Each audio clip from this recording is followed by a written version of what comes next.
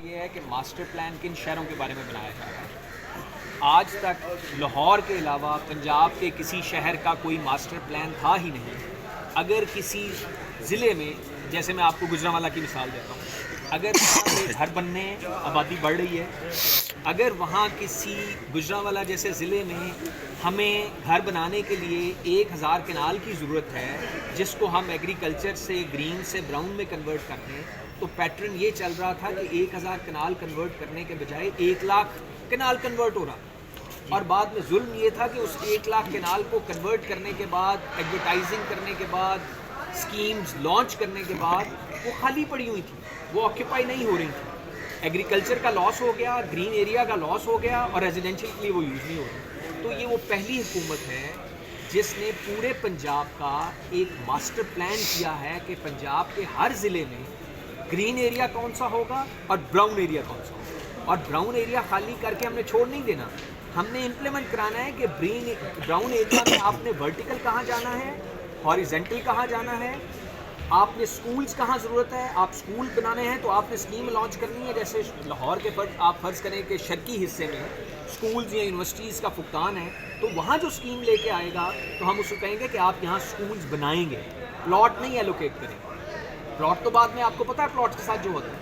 फिर अगर गरबी हिस्से में हॉस्पिटल्स का फुकदान है तो वहाँ जो स्कीम लेके आएगा उसको हम कहेंगे कि आपने यहाँ हॉस्पिटल बनाना है, उसको फिर हम चलाएंगे, उस स्कूल को हम चलाएंगे। तो ये पूरे पंजाब की मास्टर प्लानिंग हो रही है जहाँ कभी कोई ग्रीन एरिया अननेसेसरीली ब्राउन में कन्वर्ट नहीं होगा।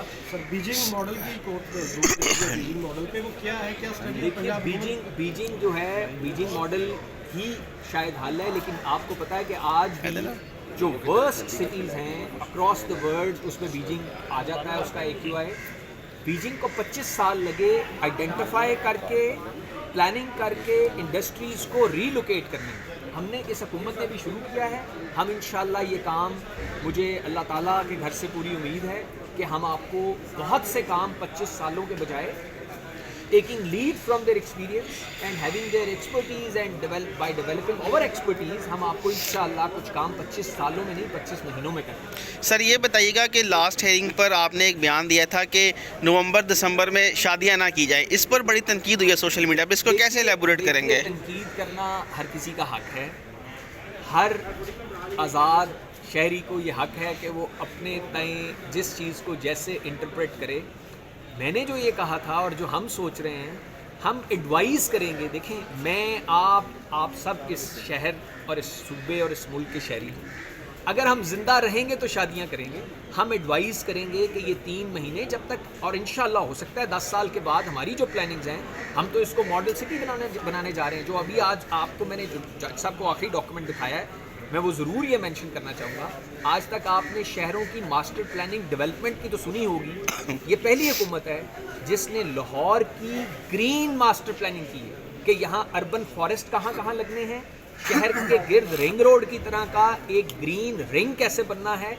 तो हम लोगों को एडवाइस करेंगे कि इन 3 महीनों में क्लैमिटी है, आपके मेहमान बीमार होंगे, आपके बच्चे बीमार होंगे, अगर आप मुनासिब समझें तो इन 3 महीनों में ज़रा शादियां ना रखें। लोग अगर फिर भी रखना चाहें, हम बहादुर कौम हैं, हम सड़क क्रॉस करते हैं जहाँ लिखा होता है कि यहाँ से सड़क क्रॉस करना मना है, तो फिर अब बहादुरी की कुछ कीमत होती है। अच्छा सर, ये बताइएगा कि जो इलेक्ट्रिक बसें हैं वो कितनी आ रही हैं पंजाब में और कब से वो रोडों पे आ जाएंगी? मैं अभी जो सबसे पहले, बड़ा अच्छा सवाल आपका, सबसे पहला डॉक्यूमेंट जो आज मैंने रखा, क्योंकि जज साहब की अगेन मैं at the cost of repetition कह रहा हूँ कि पेपर पॉलिसी से अब काम नहीं चलेगा। मैंने वो डॉक्यूमेंट रखे हैं जो एडमिनिस्ट्रेटिव अप्रूवल्स मिल गई हैं 471 बिलियन रुपीज़ की इलेक्ट्रिक बसेस अक्रॉस पंजाब के लिए, और इसका वो जेस्टेशन पीरियड जो है वो 30 जून 2025 तक है। अब एग्जैक्ट नंबर जो है वो ये डॉक्यूमेंट आज मुझे बजट में पता है कि ये पैसे एलोकेट हुए थे, लेकिन एडमिनिस्ट्रेटिव अप्रूवल का वो बजट अब वो हो रही है वर्किंग उस पर। कुछ बसेस तो आपको बाय जनवरी फरवरी सड़कों पे जो हमारी इलेक्ट्रिक बसेस हैं नज़र आएँ, लेकिन ये एग्जैक्टली वो वर्किंग हो रही है कि किस शहर की कितनी ज़रूरत है। अब अगर हम लोधरा में इलेक्ट्रिक बसेस 100 डाल दें और लाहौर में भी 100 डालें या 200 डालें तो कोई कंपैरिजन ही नहीं।